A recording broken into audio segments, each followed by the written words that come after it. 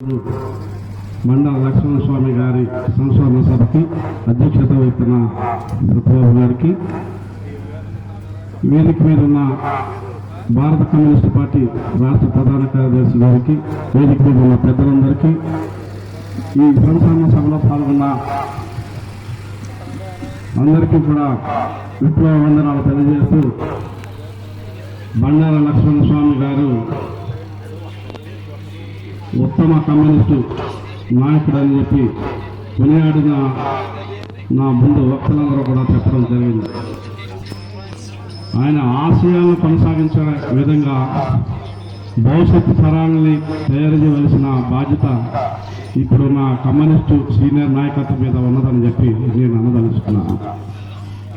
ఎన్నో ఆశలు పెట్టుకుని ఎర్రజెండా వైపే చూస్తున్న సమాజ పీడిత ప్రజలు ఎదురు చూస్తున్న ఈ సమయంలో దాదాపు ఈ నియోజకవర్గంలో 20 సంవత్సరాల నుంచి మౌనం వహించడం అది పేదల పాలిట శాపంగా మారిందని చెప్పి నేను అనుభవిస్తున్నాను. అభివృద్ధి ఎక్కడా కూడా జరగకుండా కేవలం ఒక సీసీ రోడ్లో ఒక డ్రైన్లో వేయడం మీద అభివృద్ధి అని అనుకుంటూ నమ్మేస్తూ ముందుకెళ్తున్న పరిస్థితుల్లో మనం ఉన్నామని, ఈ నియోజకవర్గానికి పీడిత ప్రజలకు సంబంధించిన ప్రభుత్వం ఇచ్చే ఉచితమైన విద్య, వైద్యం, ఉపాధి, ఈ 3 అంశాలు కూడా ఇక్కడ జీరో పరిస్థితులు ఉన్నాయని చెప్పి నేను అనదలుచుకున్నాను. అది ప్రశ్నించే తత్వం లోపించడం వల్లనే జీరోకి వెళ్ళిందని చెప్పి నేను అంటున్నాను. నా ఎర్రజెండా ఎప్పుడైతే ప్రశ్నించే కాడ లేకపోవడంతో అది బానిసత్వానికి దారితీస్తుందని చెప్పి నేను అనదలుచుకుంటున్నాను. మీరేమనుకున్నా నేను నాకు అభ్యంతరం లేదు, కానీ ఖచ్చితంగా ఆ లోపాలని నేను ఎత్తి చూపవలసిన పరిస్థితి. ఎందుకంటే ఆయన ఘనమైన నివాళి ఎప్పుడు మనం అర్పించింది అవుతుంది. ఆయన ఆశయాన్ని ముందుకు తీసుకెళ్ళినప్పుడు, ఆయన ఆశయాన్ని ముందుకు తీసుకెళ్ళే కాడ మనం ఎక్కడా కూడా లేకుండా మనం ముందు ఆయన చేసి చెప్పుకుంటూ పోతే ఇక ఎప్పుడు ఆయన ఆదర్శాన్ని మనం ప్రజల్లో నింపుతాం. ఇదే నా కమ్యూనిజం.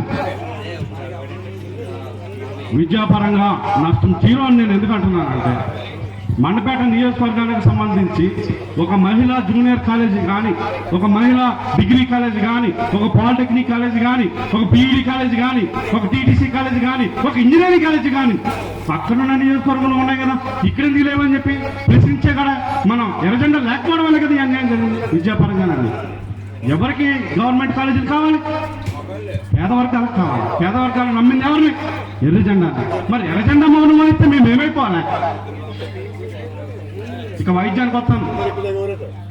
నేను అంటున్నాను, ఈ అన్ని తీసుకొస్తే ఈ భూజో పార్టీలు, ఈ అగ్రవర్ణ పాలకులు మీ స్కూళ్ళు నడవనా, మీ కాలేజీలు నడవనా, మీ వ్యాపారాలు నడవని చెప్పి నేను అంటున్నాను. ఇదేనా మన బండారు లక్ష్మణస్వామి గారికి ఇచ్చింది? మరి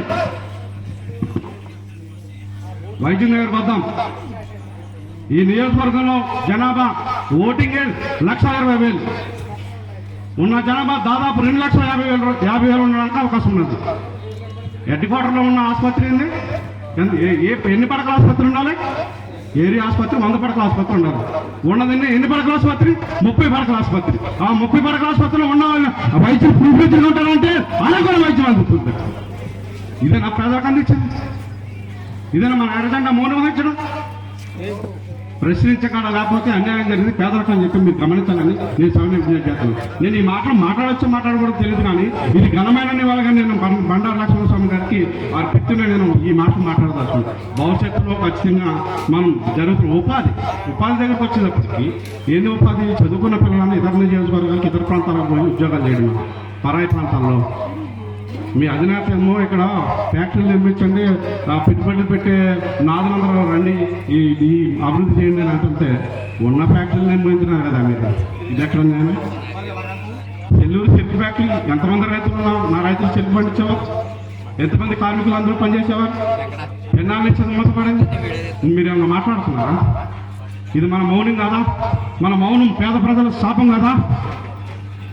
ఉన్న సూర్యచంద్ర పేపర్ మిల్లి నానమట్టం చేశారు. మీరు ఏమైనా భూములు తీసుకున్నారా ప్రభుత్వం దగ్గర? మేము పేద ప్రజలకి ఉపాధి కల్పిస్తాము, ఇక్కడ అభివృద్ధి చేస్తాము అనే కదా ప్రభుత్వ భూములు తీసుకున్నారు. ప్రభుత్వ భూములు అంటే ఎవరు?